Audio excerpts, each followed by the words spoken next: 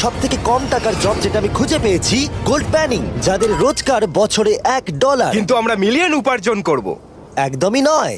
Basically gold প্যানাররা এটার মধ্যে প্রথমে মাটি দেয়, তারপর জলের মধ্যে এটাকে নাড়াচাড়া করে, তার ফলে গোল্ড ফিল্টার্ড হয়ে নিচে পড়ে যায়। কিন্তু এটা সহজ নয়, কারণ 5 ঘন্টা খোঁজার পরেও আমি সত্যি বলতে কিছুই পাইনি। ও বয়েজ, আমি গোল্ড পেয়েছি। এই ছোট্ট জিনিসটার মূল্য কত হবে? এটা হবে 2 সেন্ট। আমি এটাই বলতে চেয়েছিলাম, সারা বছর এই কাজটা করে তুমি মাত্র $1 রোজগার করবে, কিন্তু সৌভাগ্যবশত আমরা সেই জব করতে চলেছি যেটা করে বছরে $10 মিলিয়ন রোজগার করা যায়। কিন্তু প্রথমে দেখা যাক যে কাজ করে মানুষ বছরে $1 লাখ রোজগার করতে পারে। মিউজিয়ামের জন্য ডাইনোসরের বোন খুঁড়ে বার করা। আর হ্যাঁ, এগুলো ফেক, কারণ ওদের অস্তিত্ব আর নেই। এটা হলো আমাদের কাজ করার জায়গা। এগুলো কি সত্যি ডাইনোসরের বোন? হ্যাঁ একদম, আমি এখানে 17 সত্যি? বছর ধরে রয়েছি, আর আমি আমার কেরিয়ারে যত ধরনের বোন দেখেছি তার মধ্যে এটা সব থেকে বড়। এটা হলো থাই বোন, এই যে এখানকার, আর এটা 4 ফুট লম্বা। উদাহরণ হিসেবে এই যে একটা ডাইনোসর, তার সমান হলো 6টা কালকে ওপরে ওপরে দাঁড় করিয়ে দেওয়া। আমার হাইট 6'5". যশ, এটার ওয়েট কত হবে? মোটামুটি 2250 পাউন্ড? হ্যাঁ। এর ওজন তো নোলানের মায়ের 10 ভাগের 1 ভাগ। ও মাই গড, এটা তো দারুণ। এই প্রথমবার কোনো মানুষ এটাকে বয়ে নিয়ে যাচ্ছে। একজন ইউটিউবার ডাইনোসর বোন নিয়ে যাচ্ছে। টেবিলের সামনেটা নিয়ে চলো। ঠিক আছে। 1 2 চলো। এই তো খুব ভালো, কাল তোমার হাতটা দেখবে।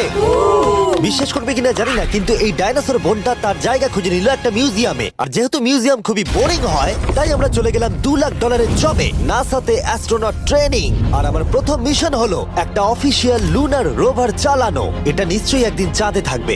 হ্যাঁ, এটাতে করেই একদিন আমরা চাঁদে ঘুরে বেড়াবো। ওরা আমাকে কেন এটা চালাতে দিল? দরজাটা খোলো।